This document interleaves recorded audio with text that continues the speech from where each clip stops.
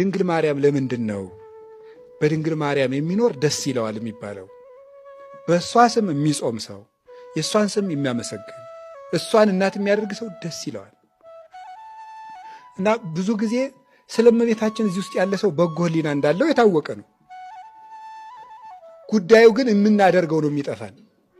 እና በእሷ ሁነ ደስ እንዲለ ምን እናድርገው ነገርኳችሁ።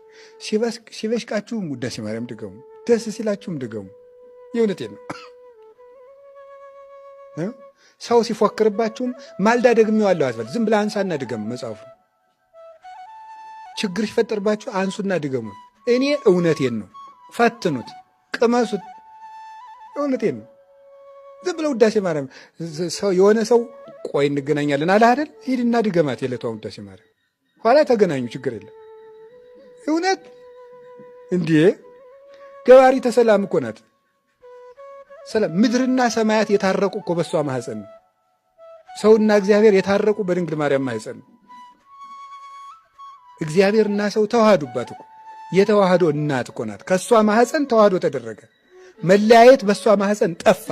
አንድነት በድንግል ማርያም ማህፀን ተጀመረ።